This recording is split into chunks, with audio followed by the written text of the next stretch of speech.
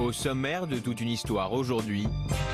À l'adolescence, il a commencé vraiment à faire de grosses bêtises, quoi. Il était incontrôlable. C'était la seule solution pour le protéger. Deux mères confrontées au choix le plus difficile de leur vie.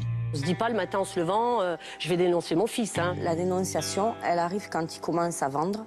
Je me pose même pas la question. J'ai appelé les gendarmes, j'ai dit écoutez, il part de chez moi, vous allez l'arrêter.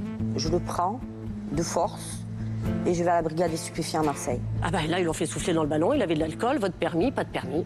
Donc voilà, récidive de conduite sans permis. C'était très difficile pour moi, mais aucune culpabilité. Je lui répétais tout le temps, si je dois te faire un mal pour un bien, je le ferai. Une décision lourde de conséquences. Ça a été terrible, quoi, parce que je voulais pas ça. Je crois que c'est la seule fois que je me suis écroulée. Hein. Il savait à ce moment-là que vous l'aviez dénoncé? Il s'en est douté. De toute façon, il m'avait dit, il y a que toi comme mère qui peut faire ça. Au contraire, toutes les mères feraient ça à partir du moment où elles ont dans l'idée que le choix qui est le leur, c'est est-ce que mon enfant va mourir ou est-ce que je le prive de liberté? J'ai risqué toute ma famille pour lui. La prison, pour vous, c'était ce qui pouvait arriver de pire à votre enfant? Maintenant, je me pose la question. Ouais. À l'époque, je ne me la posais pas. Et aujourd'hui, il va comment? Il va très bien, il est marié, il a un petit, il va bien.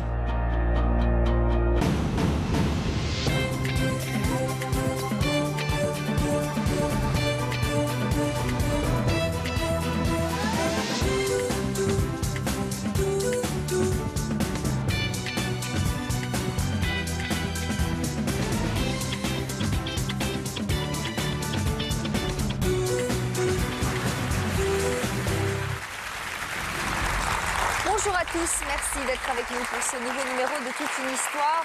Bonjour Véronique et Céline, merci d'être avec nous. Vous venez de vous rencontrer dans les coulisses. Aujourd'hui, nous avons choisi de vous réunir sur ce plateau car vos histoires se rejoignent. Toutes les deux, vous avez mené un long combat pour sauver vos fils qui sont partis à la dérive pendant l'adolescence. Vous avez tout tenté pour les aider et vous avez même dû vous résoudre à les dénoncer au risque de les faire jeter en prison. Aujourd'hui, vous allez nous parler avec du recul puisque vos fils ont tous les deux la trentaine. Face à vous, nos deux experts, Marc Geiger, notre avocat, et Samuel Merli, notre psychologue clinicien. Bonjour à tous les deux. Et vous, chez vous, auriez-vous été capable d'aller jusque-là face à un ado incontrôlable? Eh bien, n'hésitez pas à commenter sur Facebook et sur Twitter. Alors, on va commencer avec l'histoire de Véronique. Bonjour Véronique. Bonjour. Véronique, vous êtes professeure des écoles à Toulouse. Vous êtes mère de 4 enfants. Votre fils a refait sa vie aujourd'hui et il nous a demandé de taire son nom. Il avait quel âge lorsqu'il a commencé à vous inquiéter sérieusement? À l'adolescence, à partir de 13-14 ans. C'est un enfant avec qui on avait toujours eu des difficultés, qu'on a fait suivre très tôt. Et à 13-14 ans, il a commencé à faire un petit peu n'importe quoi, ne plus aller au collège, à avoir des mauvaises fréquentations et avoir effectivement un comportement de tyran à la maison. Il y a eu, à cette période de sa vie, un événement particulier? Alors, son père est décédé quand il avait 15 ans. Et on a il est décédé d'un accident de moto, brutalement. Et en plus du décès de son père, on a dû déménager, puisqu'on vivait à l'étranger à l'époque. Donc, il y a eu le décès et le déchirement de quitter un pays où on s'était attaché, quoi, où on y était bien. Donc, ça fait beaucoup. Ça faisait beaucoup de choses, oui. Et comment ça se traduisait dans son comportement? Donc, difficile à l'école, manifestement. Oui, et puis c'était très difficile avec moi, puisqu'il refusait toute autorité, je ne pouvais rien lui dire. Il était violent, mais pas physiquement, il était violent verbalement dans ses exigences, il fallait puisqu'il supportait aucune frustration, hein. Donc il était incontrôlable. Il vous est arrivé d'avoir peur? 1 ou 2 fois, oui. Mais bon, je le montrais pas. Il fallait effectivement que je m'oppose à lui pour lui montrer que c'est pas lui qui commandait, quoi. Hein. Céline, vous non plus, vous ne donnerez pas le prénom de votre fils. Alors, vous êtes arrivée en 1991 dans les quartiers nord de Marseille, des quartiers sensibles, comme on dit. Est-ce que... Non, non, moi j'aime pas ce terme sensible. Ce sont des quartiers nord de Marseille, on va dire des quartiers populaires. Ouais. Mais sensible, non, il ne faut pas stigmatiser les quartiers nord, ces quartiers populaires, on va dire. Et c'est très vivant, c'est très chaleureux, c'est très éclectique. Et je veux dire, je m'y sentais très bien, quoi. C'est une ambiance qui vous plaît? Ah oui, c'est une ambiance qui me plaît. Donc là, à ce moment-là, il avait quel âge votre fils? Alors, je suis arrivée en 99. Ouais. Il avait 12 ans. 12 ans. Ouais, il est dans 87, c'est ça. Donc, un peu plus tard, à l'âge de l'adolescence, il a commencé à faire quelques petites bêtises. Qu'est-ce qui vous a mis la puce à l'oreille? Au départ, c'était le décrochage scolaire. Il n'arrivait pas à tenir une scolarité stable, quoi. Donc, décrochage scolaire, et puis il y a eu d'autres problèmes? Alors après, je me suis séparée de mon mari. Je me suis séparée de mon mari. Et ça a été assez violent. Mais il était déjà délinquant à cette époque-là et je ne le savais pas. Comment l'avez-vous su? Je l'ai su, c'est un ami de mon second fils qui m'a alertée. En vous disant quoi? En me disant que mon fils faisait le guet. Le guet? Ouais, le Alors, guet. ça veut dire quoi? Alors, comment dire, il faisait le chouf. Le terme chouf en arabe veut dire regarde. Donc, il faisait le chouf pour un réseau. Et comment dire, il surveillait les voitures de police qui arrivaient, il alertait. Et faire le chouf, on risque gros? Alors, si vous voulez, c'est ça que, et en général, les jeunes guetteurs, lorsqu'ils se font attraper et qu'ils comparaissent devant un tribunal correctionnel, lorsqu'ils entendent qu'il n'y a pas de différence entre un guetteur, un vendeur, un grossiste, un distributeur, que la peine de prison encourue est la même, c'est 10 ans d'emprisonnement, ça les calme. Ça les calme. Vous le saviez, vous, ça, à l'époque? Non. Et je pense que ils ne sont pas conscients de la peine de prison, justement. Ils pensent qu'en étant guetteur, ils risquent rien, quoi. Justement, quand on vous a alerté là-dessus, quand on vous a dit qu'il faisait le guetteur, comment vous avez réagi? Vous vous êtes dit, c'est grave, c'est pas trop grave, vous saviez pas trop de quoi il s'agissait? J'ai même pas pensé. Je vous dis la vérité, j'ai même pas pensé. Je suis descendue comme une flèche, j'étais en pantoufle. Et je suis sortie, on m'a dit où il était, je suis allée le chercher, je l'ai attrapé par les cheveux et j'ai dit tu rentres à la maison. Voilà. Et je n'ai pas cherché à comprendre en fait, j'ai pas réfléchi. J'étais impulsive et j'étais beaucoup plus jeune et j'étais impulsive et j'ai pas cherché à comprendre. Les conséquences, pas les conséquences, je l'ai pris par les cheveux, j'ai dit tu rentres à la maison. L'adolescence, c'est vraiment cette période dont on parle tout le temps, c'est vraiment la période de tous les dangers? Alors peut-être pas de tous les dangers, mais c'est vrai que c'est une période très particulière, d'importants remaniements psychiques. Particulièrement chez les garçons? Non, pas spécialement chez les garçons. Il y a d'autres difficultés avec les filles. C'est une période où on expérimente des choses. Donc on prend des distances avec le cadre familial. On va faire des tas de rencontres et ces rencontres vont nous influencer fortement. Donc si on vient d'un quartier un petit peu sensible ou populaire, comme vous dites, on va faire des rencontres peut-être différentes que dans un quartier plus... je sais pas, bourgeois, j'en sais rien. Et donc, ces influences vont être importantes dans les expérimentations qu'on va faire. Donc, certains vont essayer le tabac, l'alcool, la drogue. Ça fait partie de ces expérimentations de la vie. Et puis, pour les filles, ça pourrait être d'autres dangers. Il y a le début de la sexualité. Donc, on n'est pas toujours très conscient de certaines conséquences de nos actes. Le manque du papa aussi dans ces deux histoires. Les papas ne sont pas là à ce moment précis. Alors, ça oui, a des conséquences? Oui, et ça c'est vraiment très fréquent dans les cas de délits, de crimes, ça c'est quelque chose qu'on voit très très souvent.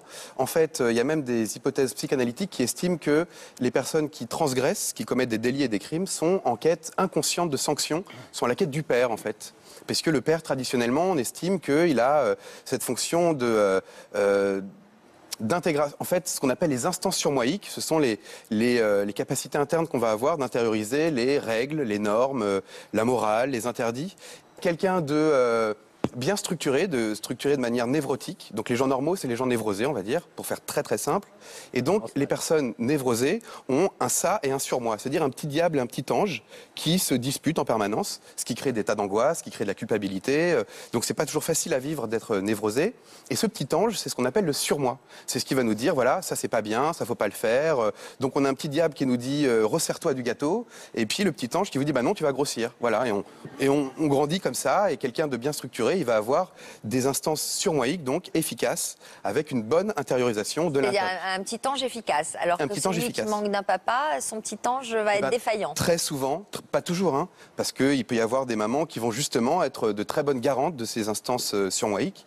Mais quand on n'a pas de papa ou qu'on a un père défaillant, eh ben, c'est plus compliqué de bien intérioriser. Et d'ailleurs, ce que je trouve intéressant, c'est que dans votre cas, votre ancien époux, il est décédé au volant. C'est ça? Au guidon, ouais. Au guidon. Au guidon. Et quelles étaient les transgressions de votre garçon? C'était la conduite sans permis, de façon très très dangereuse. Et là où moi j'ai vraiment tapé du pied, c'est quand il a acheté une moto. Voilà. Voilà. Je pense que là, il voulait effectivement, d'un certain sens, rejoindre son père s'étant tué sur la route en moto. Et c'est là où moi, ça m'a fait un énorme déclic, où là, j'ai dit stop. C'est-à-dire, vous l'expliquez comment? Eh ben, on pourrait faire une hypothèse d'orientation psychanalytique qui serait la quête inconsciente du père, la quête de sanction et la quête du... Voilà. Et la quête inconsciente, ça veut dire qu'on veut... on se rapproche du danger, on voudrait... ça peut aller jusqu'à vouloir partir comme lui. Alors, j'irai pas jusque-là, mais c'est la recherche, en fait... inconsciemment, on a besoin de limites, on a besoin d'un papa qui nous dit stop. Et donc, c'est une manière de chercher à être sanctionné, à être stoppé, à être limité. Une recherche inconsciente de limites. Marc Gégère, est-ce que souvent dans les histoires que vous traitez, on observe que le père est souvent absent? Oui. C'est assez impressionnant de voir à quel point, dans nos affaires criminelles, on a un pourcentage extrêmement important, je vais être plus général, de familles monoparentales. Et dans ces familles monoparentales, une très grande majorité de pères absents. Alors parce qu'ils sont décédés, parce qu'ils sont partis, parce qu'on ne les a jamais connus. Et c'est vrai qu'on rencontre à ce moment-là, chez les enfants qui deviennent des adolescents, une carence dans l'apprentissage en fait du cadre dans lequel on est censé évoluer. Si on devait peut-être dire simplement, j'espère que Samuel ne me dira pas le contraire, ce que représente le père dans l'éducation d'un enfant, ça lui donne le cadre. C'est-à-dire, effectivement, les limites, là c'est oui, là c'est non. Et quand il n'y a pas ce cadre, on se rend compte que malgré tous les efforts d'une maman, eh bien, il y a chez l'enfant des carences, alors il peut lui-même fabriquer son cadre. Et c'est souvent quand l'enfant fabrique lui-même son cadre que ça devient un cadre particulièrement dangereux dans lequel il est amené à évoluer. Parce que justement, la sagesse, le père ne lui a pas dit « ce cadre-là n'est pas bien fait, tu vas tomber ».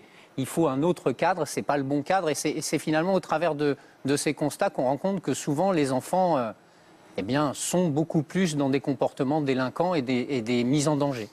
Alors justement, Véronique, après le décès de votre mari, sentant que votre fils manquait de cadre, vous avez décidé de le placer dans un internat, probablement parce que vous aviez du mal à faire face aux excès dont vous nous parliez tout à l'heure? Malheureusement, au bout d'un mois et demi, très très tôt, j'ai été convoquée en me disant que mon fils ne respectait pas les règles. Alors, ce n'était pas un enfant qui faisait un chahut, pas possible, mais si le professeur lui demandait de changer de place, il disait non. Si on lui demandait de se taire à 10 heures à l'internat, il disait non. Donc, au bout d'un moment, effectivement, l'internat m'a dit que c'était plus possible. Donc, ils l'ont renvoyé? Donc, ils l'ont renvoyé. Et à ce moment-là, j'ai demandé, j'ai dit, écoutez, vous le renvoyez, mais il a encore l'obligation de scolarité puisqu'il avait pas tout à fait 16 ans. Donc, je leur ai demandé de chercher un autre établissement. Ce qu'ils ont fait, il a donc été scolarisé pas très loin de chez moi. Toujours en internat? Non, non, non, il revenait tous les soirs. Bon, et là, effectivement, les problèmes se sont amplifiés. Donc, il allait à l'école quand il voulait. Moi, je devais travailler, donc je ne savais pas forcément où il était. Il a commencé à avoir de mauvaises fréquentations. Et de nouveau, il a fait pression sur moi pour obtenir n'importe quoi, je ne sais pas, qu'il fasse du motocross. Enfin, ça devenait délirant. Et si Quel genre de pression? Des pressions psychologiques, comme du harcèlement. Il pouvait me réveiller la nuit 15 fois, je veux ça, je veux ça. Oui, oui, c'était très, très, très difficile à vivre. D'autant que ses sœurs n'allaient pas très bien suite au décès, donc j'arrivais plus. J'ai donc fait une lettre au juge pour enfants en expliquant ma situation, en disant que j'étais très inquiète par rapport à son avenir aussi, parce que je me disais, mais s'il a 15-16 ans, il fait rien, il aura rien comme diplôme, qu'est-ce qu'il va faire dans la vie? Voilà, le côté scolaire me tracassait quand même beaucoup. Et donc j'ai fait une lettre au juge, j'ai été convoquée avec lui. Et vous espériez quoi? Ah ben j'espérais une aide éducative. Ouais. Voilà, j'ai demandé un éducateur. C'est ce qui s'est fait. Une procédure... Oui, alors, si vous voulez, ce qui est le texte fondateur de la protection de l'enfant en France, c'est l'ordonnance de 1945 qui, effectivement, met en place un système d'assistance éducative, si nécessaire, pour des parents qui se sentent dépassés, perdus, ou pour lesquels on considère que l'enfant est en danger. Un enfant qui est en échec scolaire, c'est un enfant qui se met en danger. Donc à ce moment-là, le juge pour enfants est en mesure effectivement de mettre en place, j'y tiens, un cadre, avec des intervenants extérieurs, notamment un éducateur spécialisé, mais ça peut être une équipe pluridisciplinaire avec des psychologues dans des missions d'investigation et d'orientation. Le but, c'est quoi? Il est très simple. Assister l'enfant, l'accompagner, déterminer avec lui ses projets et l'aider à les réaliser. Voilà. C'est ce qu'il vous a répondu? Il vous a répondu quoi, le juge? Ah, mais nous, on a été convoqués et oui, il m'a dit qu'effectivement, il allait contacter une association avec des éducateurs. C'est ce qui s'est passé. Voilà. Avec aucune notion de culpabilité? Ah non, alors là, cette fois-là, pour ça, rien du tout. Je me suis dit, il faut le faire parce que c'est pour son bien. Je pensais vraiment à son avenir en me disant, il va rien avoir, comment va-t-il faire dans la vie s'il a rien? Et puis s'il part à la dérive. Et puis j'avais aussi quand même ses sœurs à protéger, hein, parce que c'était pas facile à la maison. Et je l'ai fait pour lui, mais je lui ai présenté comme ça, hein, en lui disant que on allait l'aider, qu'on allait nous aider et qu'il pourrait, parce qu'il était passionné de mécanique, et qu'on allait pouvoir l'aider voilà, à obtenir un diplôme dans la mécanique et à faire de la mécanique. Il a compris, votre fils? Oui, Comment enfin, a-t-il réagi? Je dirais pas trop, il n'a pas trop compris, hein. Mais ça a été difficile aussi quand l'éducateur est venu, où là, effectivement, il y avait des contraintes, hein. Voilà. Mais bon, finalement, l'un dans l'autre, il a accepté. Il vous en a voulu? Non. Non? Non. Parce que, Samuel, l'arrivée d'un tiers dans l'équation, est-ce que c'est nécessaire dans un cas comme celui de Véronique, où la situation semblait quand même bloquée? Alors, je ne dirais pas aussi bien que Maître Gégère, qui l'a très très bien dit. Mais oui, effectivement, c'est vraiment instaurer un cadre, parce que ce sont des jeunes qui ont aussi besoin de limites. Et puis là où c'est très adapté votre demande, c'est que vous avez fait appel à une instance éducative. Ce n'est pas une instance punitive. Donc, effectivement, c'est pour son bien-être. Concrètement, quelle est la mission des éducateurs avec lesquels les enfants sont mis en contact? Je vais vous donner un exemple pour bien comprendre, en fait.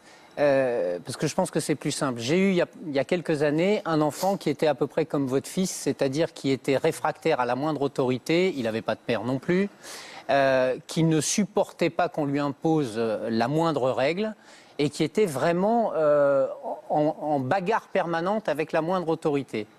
Assistance éducative mise en place et un éducateur spécialisé a compris qu'il était un peu particulier, qu'on ne pouvait pas lui donner un cadre classique, parce que sinon il allait passer son temps à se battre contre ce cadre. Et avec le juge pour enfants, il a été décidé de ce qu'on appelle un séjour de rupture, c'est-à-dire qu'on prend l'enfant, on le sort complètement de son milieu familial, mais pas pour le mettre dans un endroit fermé.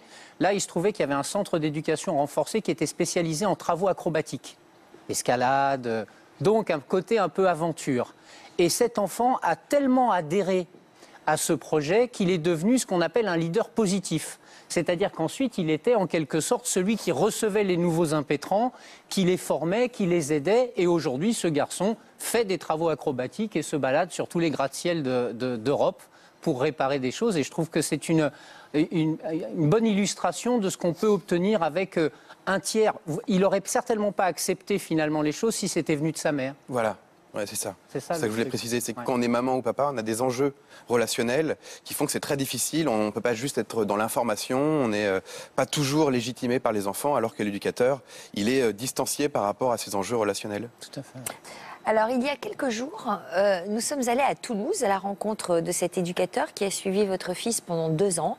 Je vous propose de découvrir justement son point de vue sur ce que vous avez traversé ensemble. Et puis, on se retrouve après.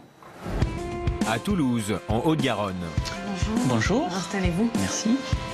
Jacques a rencontré le fils de Véronique lorsque celui-ci avait 16 ans. Vous avez passé 2 ans aux côtés de Véronique et sa famille. Est-ce que vous êtes arrivé à comprendre le comportement destructeur de son fils ?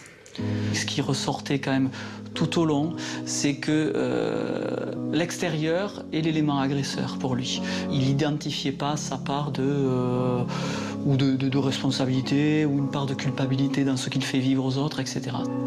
La mesure s'est exercée sur 2 temps et 2 temps dans la relation avec lui. Je pense qu'effectivement, sur les premiers temps, il a été engagé, curieux.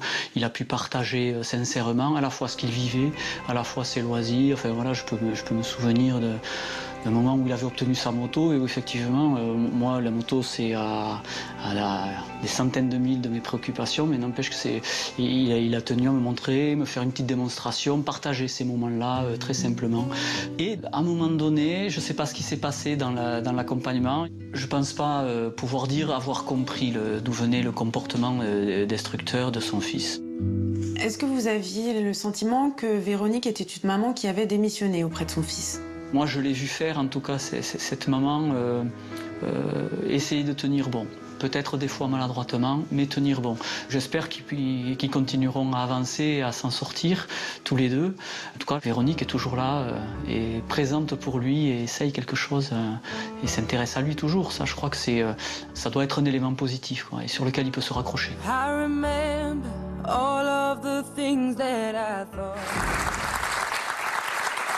Alors Véronique, une réaction à ce témoignage ? Je suis émue parce que c'est vrai que j'ai pu m'appuyer sur cet éducateur, hein, c'est-à-dire que quand j'avais des soucis avec mon fils, je pouvais l'appeler. Hein. Après, il y avait l'éducateur, mais il y a une équipe autour. Hein. Il n'est pas tout seul non plus, cet éducateur. Et j'avais des conseils. Voilà, je me rappelle que juste au début du suivi éducatif... Il y a un soir où mon fils a dérapé, je ne sais pas ce qui s'était passé, je ne sais pas ce que je lui avais dit, j'en sais rien, mais bon, je me rappelle qu'il avait eu un geste violent envers moi, alors qu'il n'en avait pas. Hein. C'était plutôt du harcèlement au niveau de la parole, mais ce n'était pas physique. Hein. Et j'en avais parlé à l'éducateur et il m'avait dit, si ça se reproduit, il faut appeler c'est violent, hein. Il faut appeler le SAMU psychiatrique parce que la violence peut aller loin, quoi. Et il m'a dit, peu de parents le font, mais il faut savoir que c'est possible de le faire. C'est arrivé ? Pour stopper. Eh ben oui, je l'ai fait. Je l'ai fait, je ne suis pas très fière de l'avoir fait, mais toujours pareil, hein, je veux dire, à un moment donné, il faut que ça s'arrête, quoi. Il faut... Je me suis dit, jusqu'où ça peut aller ? Si à 16 ans, il me menace parce que je refuse quelque chose, qu'est-ce qui va se passer ? Parce qu'en fait, malgré la présence de cet éducateur, il y a eu une escalade. C'était juste au début, hein, juste au début de la prise en charge, hein, juste au début. Hein, c'était vraiment, je ne sais pas, 16 ans et quelques mois. Hein. Et là, donc, il a été effectivement hospitalisé pas longtemps, hein, 2 jours. On a fait un diagnostic de dépression suite au décès du père. Voilà. Mais ça a stoppé peut-être quelque chose qui se mettait en marche contre moi. Enfin, pas quelque chose qu'il voulait, évidemment, parce que sa mère, il l'aime comme je l'aime, c'est sûr. Hein. Mais je pense que si je ne l'avais pas fait, peut-être qu'il y aurait eu des actes de violence sur moi, quoi. Et ensuite, cet éducateur a cherché un établissement pour mon fils où il puisse faire de la mécanique. Et ça, c'était très, très important pour lui. Et puis, oui, c'était très, très important pour lui. Et il a obtenu un diplôme. Même si c'est un CAP, il a obtenu un diplôme dans le domaine qu'il aimait. Très important. Voilà. Alors Céline, on était resté tout à l'heure au moment où vous le ramenez chez vous. Qu'est-ce qui se passe à ce moment-là ? Déjà, quand je le prends par les cheveux, je le prends de force et je commence à le traîner jusqu'à mon bâtiment pour le rentrer à la maison. J'ai tous les guetteurs qui arrivent. « Ouais, madame, qu'est-ce que vous faites ?» et tout. Et je leur ai dit, je ramène mon fils chez moi. C'est pas vous qui commandez, c'est moi. Je suis le tuteur légal de mon fils, il est mineur. Vous n'avez rien d'autre à dire que... Vous n'avez rien à dire. Aucune angoisse devant ces gars qui viennent vous dire tout ça ? Non, j'ai jamais montré. J'ai toujours eu peur, mais j'ai jamais montré. Jamais, jamais montré. Au fond de vous ? Oui. Vous aviez peur ? Oui. Des représailles ? J'ai eu des représailles, mais comment dire, comme je vous l'ai dit, j'ai pas cherché à comprendre. J'ai pas cherché à comprendre.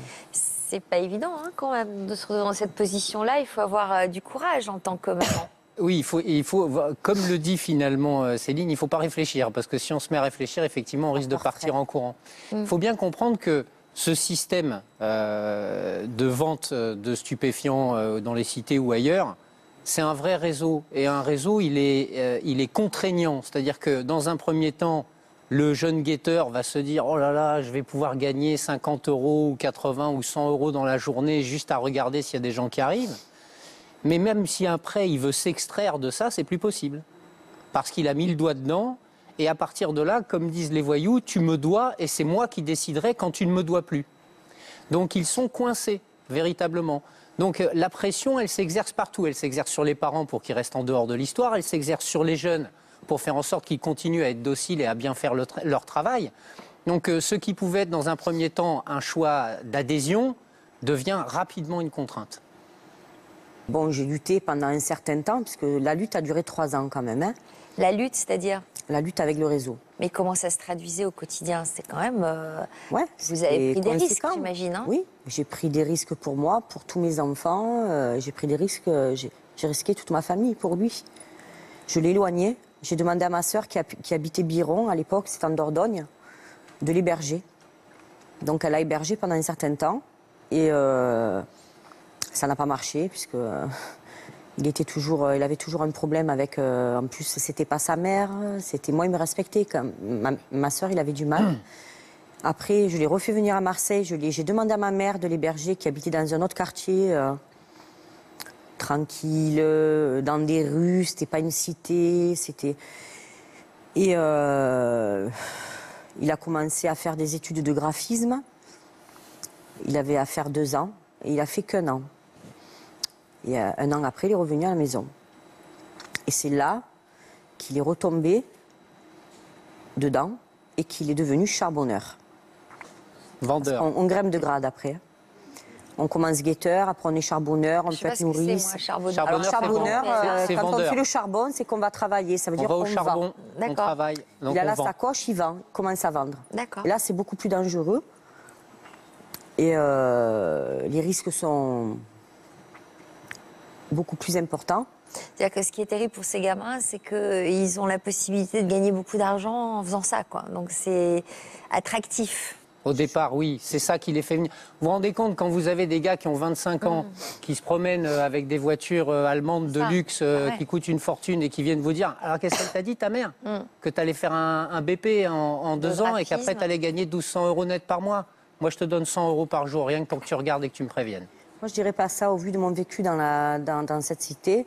Les jeunes qui sont dans le réseau, qui font le guet, qui font qui vendent, ils vivent pas cette vie-là.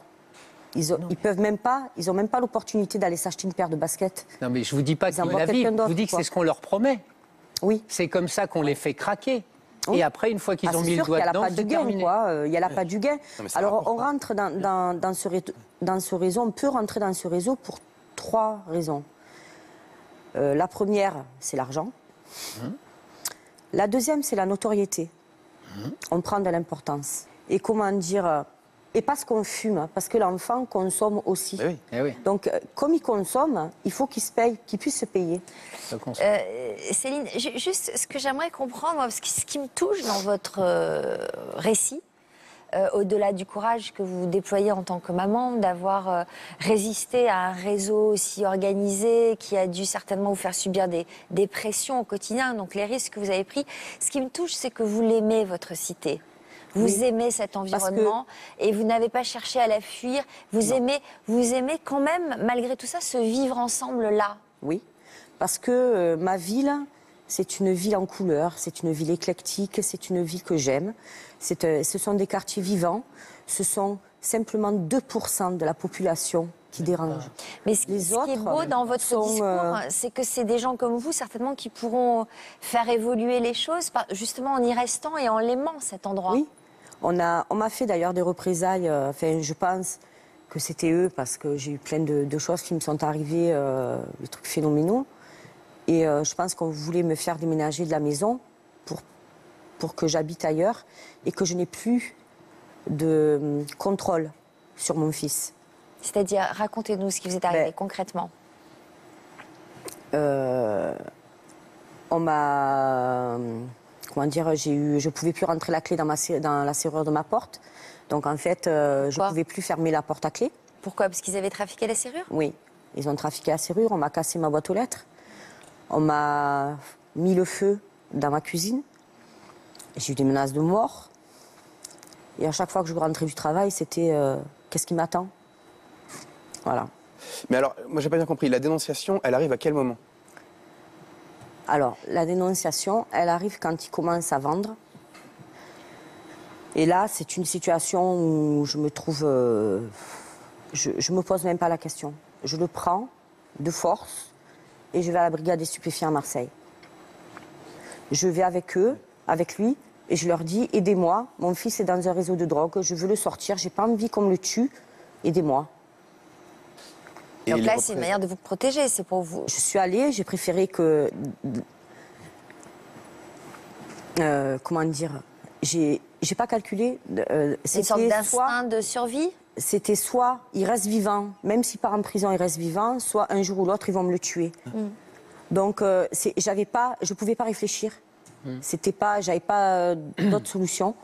Aucune culpabilité d'aller le dénoncer? Aucune culpabilité. C'était très difficile pour moi, mais aucune culpabilité. Je lui répétais tout le temps, si je dois te faire un mal pour un bien, je le ferai. Mais alors, vous étiez dans quel état d'esprit en sortant du commissariat? Je ne leur dis pas de non. Je leur ai dit, je suis pas là pour dénoncer les personnes qui font le réseau. J'ai dit, je suis pas folle, déjà. Je leur ai dit, mon fils est dans le réseau. Je vous demande de m'aider. Enfin, je pense que la police est là pour ça, quoi, pour nous protéger. Enfin, je sais pas. Enfin, dans ma tête, moi, c'était ça à la base. Et donc, il note tout. Il tape à la main sur l'ordinateur et tout. Et puis, en fait, il passe un coup de fil au procureur et il raccroche. Et il me dit, madame, on ne peut rien faire pour vous, débrouillez-vous toute seule avec le réseau. C'est-à-dire que tant que vous n'êtes pas agressé ou tant qu'il n'y a pas un truc bien concret... Non, je pense que tant que je n'ai pas son dénoncé... fils avec 1 kilo de résine de cannabis dans la sacoche, ça posait aucun problème. Il était non, mais je pense que tant que je n'avais pas dénoncé les autres, ils ne bougeaient pas. Est-ce que vous redoutiez déjà les représailles? Non, j'y pensais pas. Est-ce que, quand vous avez entendu la réaction au commissariat, est-ce que vous avez regretté d'y être allé? Non. Je n'ai pas regretté d'y être allé, mais, parce que pour moi, j'avais fait ce qu'il fallait. Mais j'ai senti un immense sentiment de déception. Débrouillez-vous avec le réseau. Donc, je veux dire, ouais. Je leur ai dit... voilà, un tel a frappé mon fils, il avait le cocard, Alors avec certificat d'ITT, je vais déposer plainte pour coups et blessures et tout. Je leur dis, est-ce que vous allez le convoquer?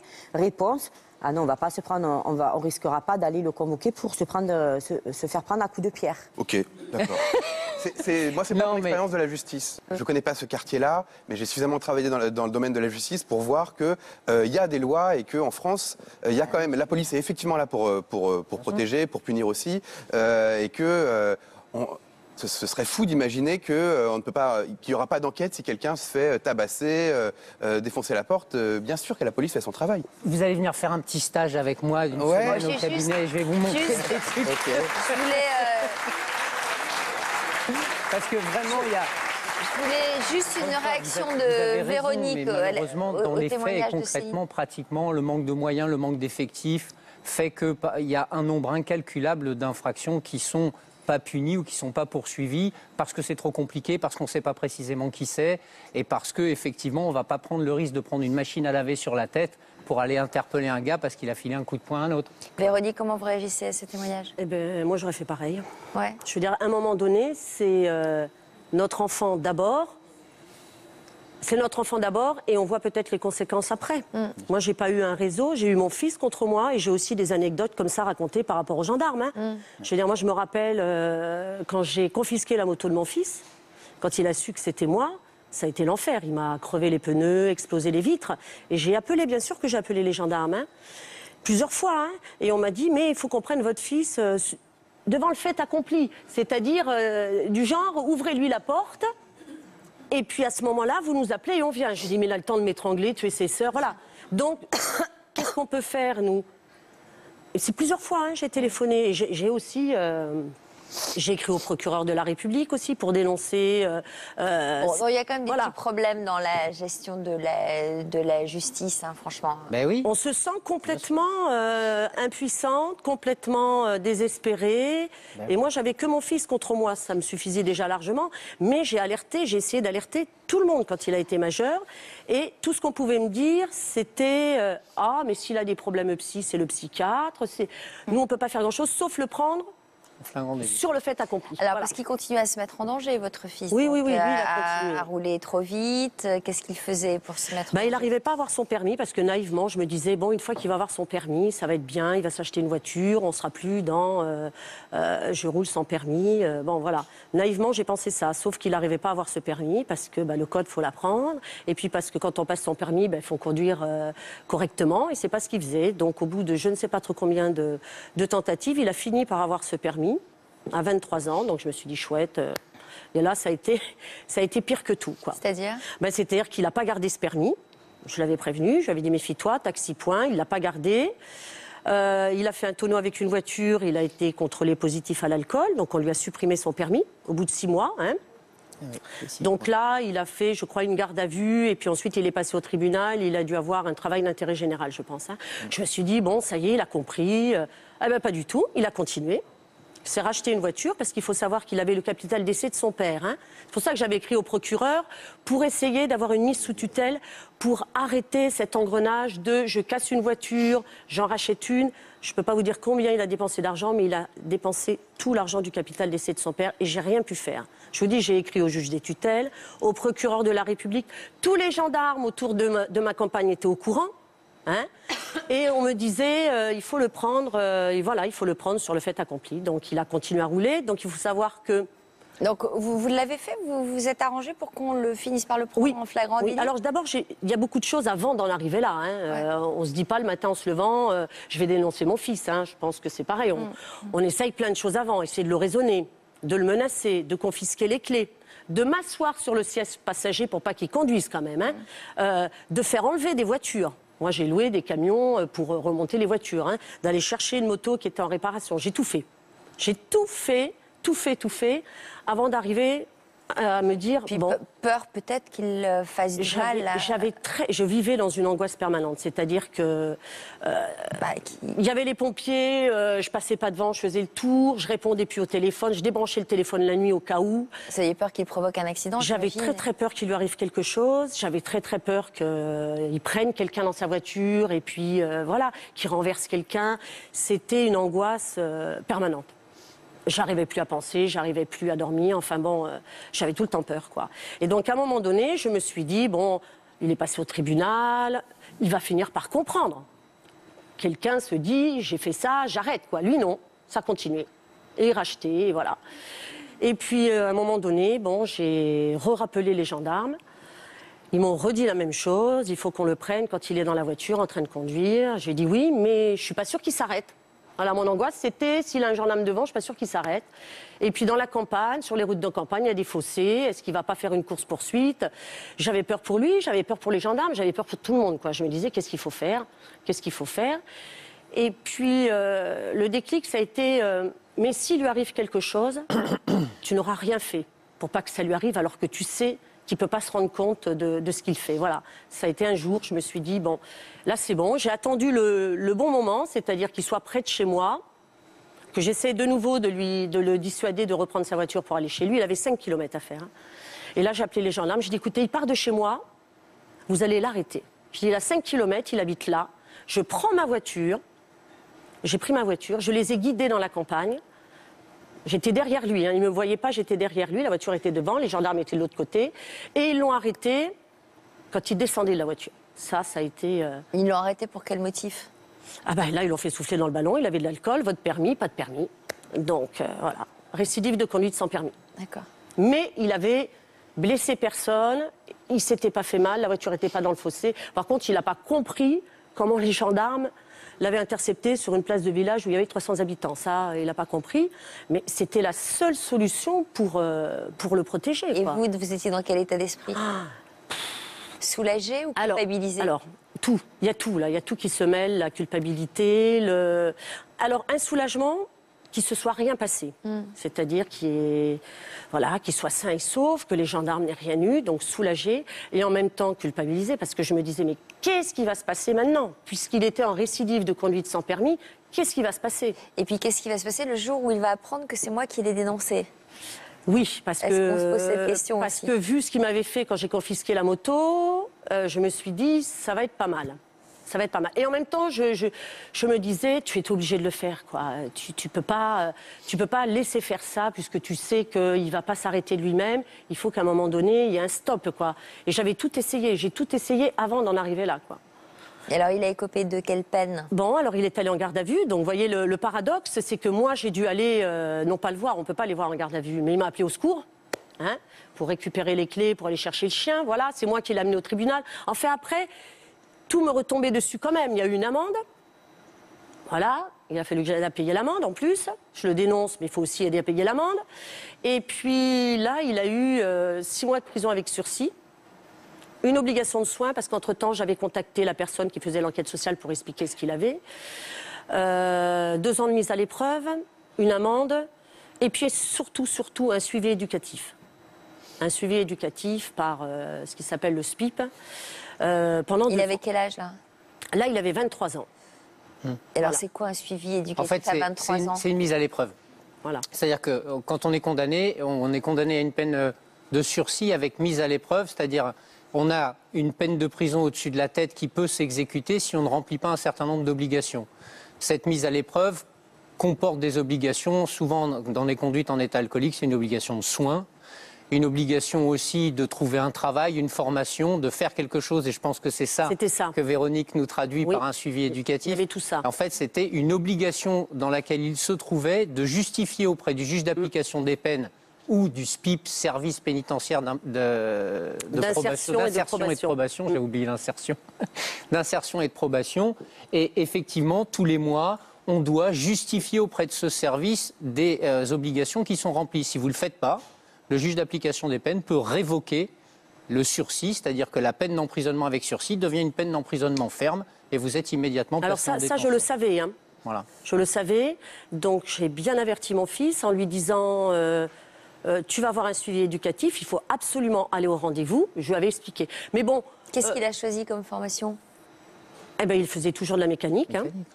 Il faisait toujours de la mécanique, mais bon, il devait prouver qu'il cherchait du travail, qu'il avait un logement.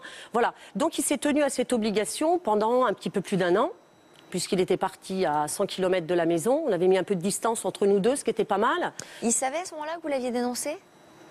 Il s'en est douté. De toute façon, il m'avait dit, il y a que toi comme mère qui peut faire ça. Aucune mère ne fait ça. Aucune mère ne fait ça. Au contraire, toutes les mères feraient ça à partir du moment où elles ont dans l'idée que le choix qui est le leur, c'est est-ce que mon enfant va mourir ou est-ce que je le prive de liberté? Voilà. Est-ce qu'il vous prenait pour une mauvaise mère? Ben parce que il m'a dit on dénonce pas son fils, ça ne se fait pas. Il n'y a que toi qui peux me faire ça. Voilà. Bon. Ben, j'ai dit oui, il n'y a que moi, mais je le fais. Bon. À partir de là, il a donc fait son suivi éducatif très bien, puisque j'avais eu l'éducateur au téléphone, qui m'avait fait que des louanges sur mon fils. Bon. Je dis tant mieux. Et puis après, il a voulu partir avec un copain à 200 km de la maison. Donc là, j'ai refait transférer son dossier, parce qu'à chaque fois, il faut transférer le dossier. Hein. J'ai fait transférer le dossier, je lui ai réexpliqué l'importance de ce suivi éducatif. Et là, malgré mon insistance, il n'a pas été au rendez-vous. Et là, un jour, on est venu chez lui, on l'a pris, il est passé devant le procureur et il est allé en prison. Voilà comment ça s'est passé. Il n'a rien compris. Il n'a rien compris, moi non plus. Hein. Alors qu'il le savait. Oui, mais si vous voulez, à chaque fois, il téléphonait en disant « je ne peux pas venir », parce que je lui disais « préviens ». Mais il ne faisait pas de lettres. Et puis, à mon avis, on a dû lui envoyer beaucoup de convocations quand même. Hein. Ce n'est pas la deuxième qu'on est venu le chercher. Donc là, un jour, ils sont venus. Effectivement, ils ont pris mon fils. Ils l'ont sorti de son appartement, les gendarmes. Et il est allé devant le procureur. Et il a été incarcéré. Et il a fait donc ces fameux 6 mois de prison. Vous êtes allé le voir en prison? Alors, pour moi, ça a été un cataclysme épouvantable. Je crois que c'est la seule fois où je me suis écroulée. Hein. Là, j'ai pleuré, mais toutes les larmes de mon corps, parce que je me suis dit, t'as tout fait pour pas qu'il en arrive là. Et indirectement, parce que c'est moi qui l'ai dénoncé, mais c'est lui qui n'a pas fait le suivi. Donc, je suis indirectement responsable de ce qui lui arrive. Et là, ça a été terrible, quoi, parce que je voulais pas ça. Je voulais pas ça. Il aurait fait son suivi, il n'en serait pas arrivé là. Surtout qu'il s'y tenait. Il conduisait plus sans permis. Enfin, il s'y tenait à ce qu'on lui avait demandé. Et bien sûr que je suis allée le voir parce qu'à votre avis, qui c'est qui l'appelait au secours? Voilà, sa mère, quoi. Pour lui amener des vêtements, il était à 200 km, donc j'y suis allée. J'ai essayé de comprendre ce qui se passait. J'ai remué ciel et terre pour essayer de comprendre. J'ai pris un avocat. C'est pas que je l'excusais hein, de ce qu'il avait fait, mais c'est toute la machine judiciaire. Moi, j'y connaissais rien, donc je comprenais rien à ce qui se passait. Je comprenais même pas comment on faisait un droit de visite. Enfin, Est-ce que quand même vous avez eu cette discussion sur votre culpabilité de l'avoir dénoncé? Est-ce que vous en parliez quand vous alliez le voir? Non, il était tellement mal que moi j'y allais. C'était pour lui remonter le moral. Hein, c'était terrible parce qu'il fallait que je prenne sur moi pour quand j'allais le voir. Pour pas montrer que moi j'étais dans un état lamentable, quoi, parce que lui, il a quand même avalé des médicaments. Enfin bon, il supportait pas. Il supportait pas. Et puis il était complètement étranger. Voilà, il était complètement naïf. On lui demandait des trucs, je lui disais non mais ça va pas. Voilà, on faisait un peu pression sur lui, un peu naïf. Bon, donc j'y allais pour lui dire tu te comportes correctement. On lui demandait quoi? En prison au sein même de la prison? Ouais. On essayait de faire passer des choses par moi. Voilà. On faisait pression sur lui et lui disait ah non, mais ma mère fera jamais ça. Et il me disait je te le dis, mais je sais que tu le feras pas. J'ai dit non. Quel genre de choses, par exemple? Du cannabis. Faire rentrer des choses. Ouais, faire rentrer des choses, du cannabis, par exemple. Ça m'a été demandé. Céline, vous auriez réagi comment? La prison, pour vous, c'était ce qui pouvait arriver de pire à votre enfant? Maintenant, je me pose la question. Ouais. À l'époque, je ne me la posais pas. Ouais. Maintenant, oui, je me la pose. C'est un milieu très dur. Ouais. Et où il y a aussi peut-être, je suppose, des trafics à l'intérieur.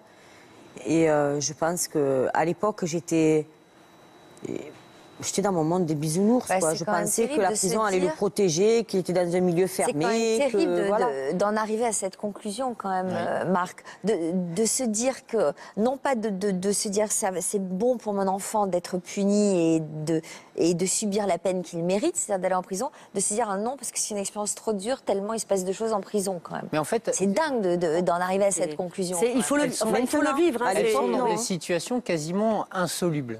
C'est-à-dire que c'est vrai. Oui, ça, oui. D'un côté, je laisse faire, mon fils prend le risque soit de finir enroulé autour d'un poteau ou en ayant tué des gens sur la route, soit une balle dans la tête ou pire, ou je ne sais quoi encore, ou la prison parce qu'il aura été pris, parce que cette fois-ci il aura transporté 20 kilos parce qu'il fallait rendre service à un tel ou à un tel. Alors, et l'alternative, c'est de dire, je n'ai pas d'autre solution puisque leur vie est en danger que de mettre en danger leur liberté. Mais on ne met pas qu'en danger la liberté des enfants lorsqu'ils sont incarcérés. Et c'est toute la difficulté. Tout ce qui se joue à l'extérieur se joue à l'intérieur en vase clos. Ouais. C'est-à-dire que les maisons d'arrêt, vous retrouvez dans les maisons d'arrêt tous les quartiers d'une ville. Elles sont bien scindées. Ils sont capables de se battre entre eux et de répliquer ce qu'ils font à l'extérieur. Quand ils sont en guerre à l'extérieur, ils font la même chose à l'intérieur. Et les plus faibles, c'est une jungle. Les plus faibles sont ceux qui sont les victimes de tout ce système. Voilà. Alors, Véronique, 2 de vos filles ont accepté de nous livrer leur ressenti sur cette période de votre histoire familiale. L'une d'elles a préféré rester dans l'anonymat pour en parler plus librement.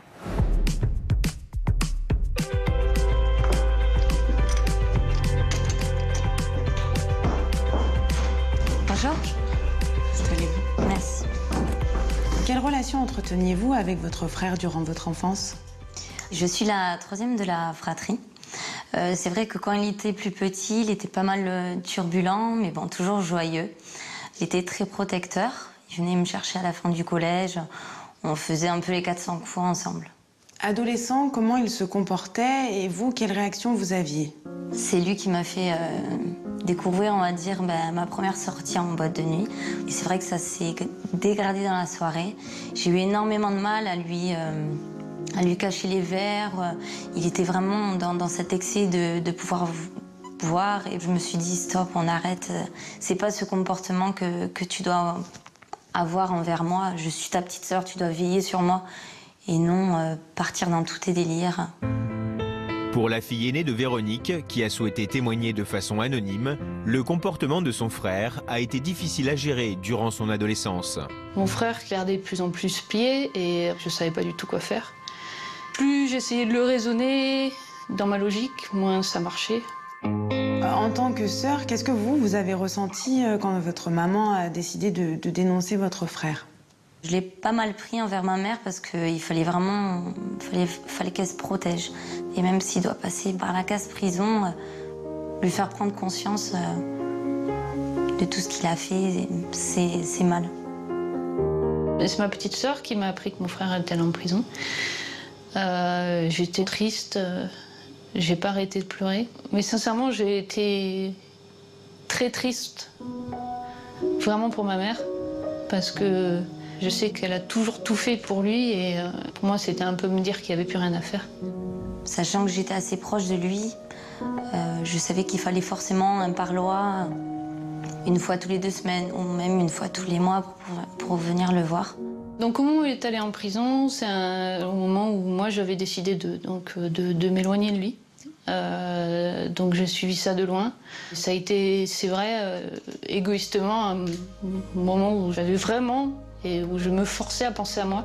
Donc j'ai aidé, mais sans m'impliquer directement. Et je suis jamais allée le voir en prison. Est-ce que vous avez été présente pour votre frère à sa sortie de prison? Je l'ai hébergé donc chez moi pendant 2 mois. Ça lui permettait d'avoir ses repères, parce que c'est vrai que c'était pas toujours évident. Il savait plus quel jour il était, quelle heure. Les journées passaient très vite. Ce qui me ferait peur, c'est d'avoir si un jour j'ai un enfant comme mon frère, de ne pas réussir à avoir le courage qu'a ma mère. Parce que plus que la décision, il y a aussi plus de 20 ans de soutien, d'aide, de patience. Et ça, j'avoue que je ne suis pas sûre d'en être capable. Est-ce que vous auriez un message pour votre mère ou à votre frère? Je souhaiterais d'abord dire à mon frère que malgré tout, je suis fière de lui. Je souhaite qu'il s'en sorte, qu'il puisse arrêter ses excès. Ma mère, je souhaiterais vraiment la féliciter. Sans son entraide envers mon frère, je pense qu'il ne serait pas arrivé là où il est aujourd'hui.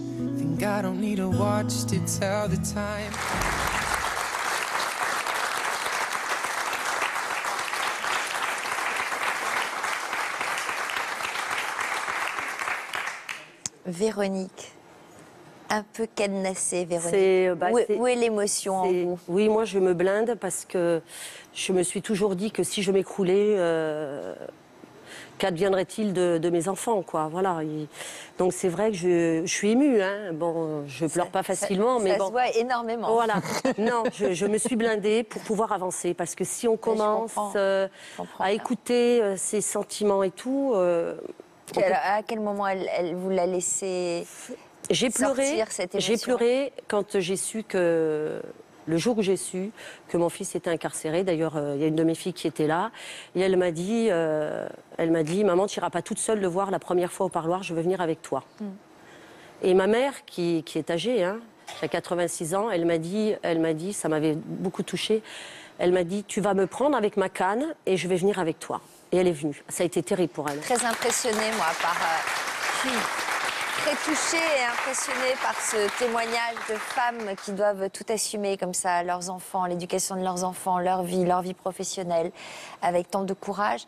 Il va comment, votre fils, aujourd'hui? Mais écoutez, on a une relation qui est apaisée, hein, parce qu'on a quand même eu des relations très tendues. Hein. Il m'a quand même dit que jamais plus il entendrait parler.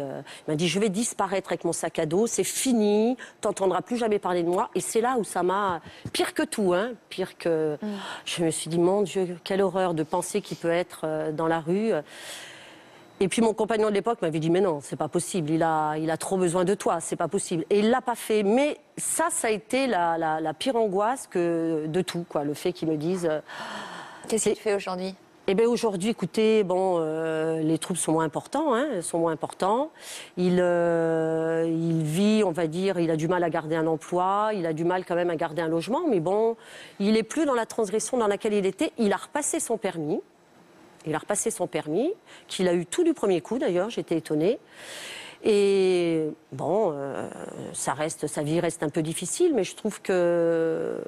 Est-ce qu'il vous a remercié? Ah non. Pas. Il n'est pas dans l'empathie pour les autres, mon fils, si vous voulez. Il sait que je suis là, hein. Il sait que je suis là, puisqu'il m'appelle régulièrement quand il a des problèmes. Je suis maman Zorro, je pense, parce qu'il pense que je vais tout résoudre. Mais non, il peut pas. Il m'en veut pas. Je pense qu'il m'en veut pas, puisque les relations sont. Un jour, il vous remerciera. Non, il ne remerciera pas. Non. Non, mais je vais vous dire. Moi, je réagis en tant que quelque mère chose aussi, de tout simple. Le jour de mon anniversaire ou le jour de la fête des mères, il me fait un cadeau. Vous voyez? Il ne va pas me remercier, mais il me fait un cadeau. Donc ça veut dire qu'il m'aime, quoi. Je n'ai pas besoin de remerciements. C'est ce que j'ai fait, je n'ai pas besoin qu'il me remercie. Je ne suis pas non plus fière d'en être arrivée là. Hein. Je m'en serais passée. J'ai envie de faire un petit sondage dans le public. Je vois qu'il y a pas mal de mamans qui sont là, j'imagine. Est-ce que les mamans comprennent? Et est-ce que vous auriez fait la même chose si vous aviez été dans ce type de situation?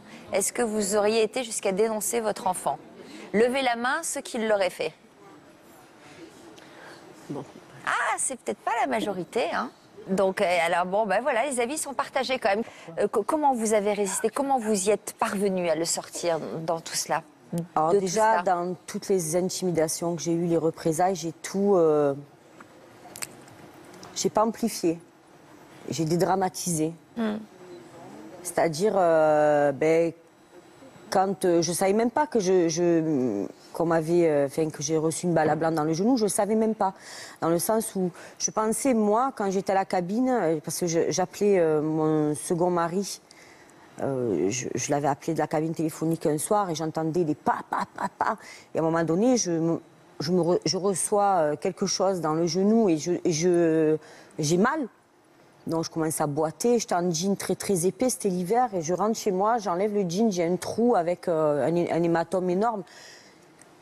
Ben, je me suis dit, voilà, c'est le lendemain quand je suis allée voir un médecin qui m'a dit, mais madame, ça, il faut aller porter plainte. Et je veux dire, j'étais plus, les représailles, ça devenait, c'était pénible, mais on va dire que j'ai normalisé la situation. Voilà, c'était un état d'esprit qui faisait que je dramatisais pas, parce que sinon je perdais le contrôle. Et il fallait que je sois là pour mes autres enfants. Et alors, vous avez fini par l'envoyer loin? Ça continue toujours.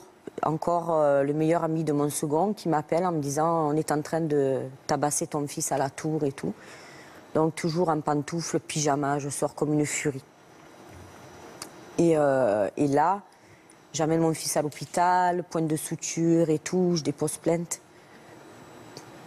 Et il me demande, c'est là qu'il me dit, maman, aide-moi. C'est la seule fois où il m'a demandé de l'aide. Voilà. C'est la seule fois en 3 ans. Aide-moi à partir? Aide-moi. Sortir de là, quoi. Aide-moi. Aide-moi. Donc, quand il m'a dit aide-moi, je lui ai dit, ok, je t'aide, mais tu fais ce que je te dis, tu cherches pas à comprendre. Je l'ai fait partir en Algérie. On est parti pour 3 mois. Et auparavant, je suis allée voir les personnes du réseau. Et je leur ai expliqué qu'il fallait à tout prix qu'ils sortent mon fils de là, parce que sinon, je mettais en péril leur commerce, quoi. Voilà. C'est-à-dire, coup de fil à la police. En gros, tu te déplaces, je te suis, et tu auras toujours la police derrière. Voilà. Donc, c'est pas une femme qui va m'impressionner. Je dis, non, mais tu n'es pas devant une femme, là, tu es devant une mère de famille. C'est pas pareil, c'est pas la même chose. Donc soit tu fous la paix à mon fils, soit de toutes les façons, il m'arrive quoi que ce soit, parce que j'en étais venue à penser aussi qu'il m'arrive quoi que ce soit, moi, à mes enfants ou à mon fils, c'est toi qui plonges le premier. Même si c'est pas toi, tu plonges. C'était comme ça. C'est la parole d'une mère de famille contre la parole d'un trafiquant. Donc il est parti 4 mois en Algérie? 3 mois. Et il est revenu, on m'a foutu la paix. Ça a été terminé. Et aujourd'hui, il va comment? Il va très bien, il est marié, il a un petit. Il va bien. Il fait des remplacements. C'est un garçon qui n'a jamais fait, je tiens quand même à spécifier qu'il n'a jamais fait de garde à vue, il n'a jamais fait de prison. Et il a échappé à tout ça. Est-ce qu'il vous a remercié? Oui. Comment? On a fait une chanson Et c'était parce que quand il est sorti du réseau, il a fait de la musique, il a fait du rap et on a fait une chanson ensemble en fait où il me remercie dedans. Et voilà, ça a été... Bon, maintenant, il me le prouve chaque jour, hein, on est très proches, je veux dire... c'est un enfant qui m'a toujours aimé, j'en ai jamais douté, il n'a jamais été violent envers moi, il n'a jamais été... C'était quand même un enfant protecteur envers ses frères et sœurs. Je veux dire... On va en écouter un petit morceau de cette chanson, Ma déclaration. Après qu'aujourd'hui encore je n'ai rien oublié, car depuis tout petit tu n'as cessé de m'aimer. Cette chanson est pour toi qui s'est sacrifié pour moi. Maman, tu m'as appris à élever la nature. Tu nous as toujours amené mais on n'avait pas de voiture. Tu nous as toujours appris que le monde pompait des jours différents, mais qu'il avait le même cœur, qu'il avait le même sang que nous. Maman, merci pour tout. Merci de m'avoir appris et montré que l'amour existait à l'air libre et même au milieu des tours. Ma mère, mon professeur, pour se regarder à l'intérieur, à l'intérieur.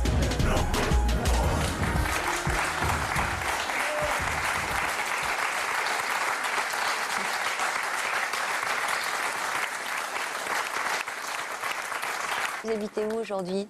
Toujours pareil, au même endroit. Bah ouais, voyons. Vous êtes formidable. Bravo, en tout cas, à vous deux. Grand respect. Nos téléspectateurs ont rendez-vous avec vous, Céline, dans quelques instants sur le chat de Toute une Histoire pour poursuivre la conversation. Merci à Véronique, merci à Samuel et à Maître Gégère et merci à vous pour votre fidélité.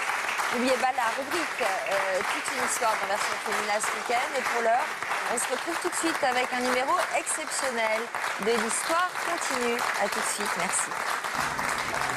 Merci beaucoup, merci d'être venu.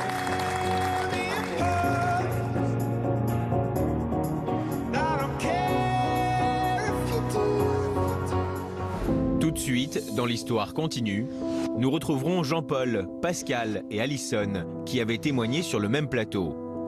Leur parcours nous avait bouleversés. L'auteur des faits a attendu le retour de mon frère et les coups de feu sont partis. Vous étiez très proche de votre frère. Très proche de mon frère qui a été tué par sa copine. Votre compagnon, comment s'en est-il pris à vous? Il a essayé de m'assassiner avec 14 coups de couteau. Depuis l'émission, Jean-Paul a parcouru un long chemin. Mon frère, il n'aurait pas accepté de me voir comme ça. Pascal aussi a beaucoup avancé et c'est aux côtés de sa nièce que nous le retrouverons. Ça m'était quasiment impossible de regarder les photos. Ça montre que je vais mieux. Alison va mieux elle aussi. Et c'est avec de bonnes nouvelles qu'elle revient sur notre plateau. J'ai quelqu'un avec qui je vais doucement dans ma vie. Ça va beaucoup mieux.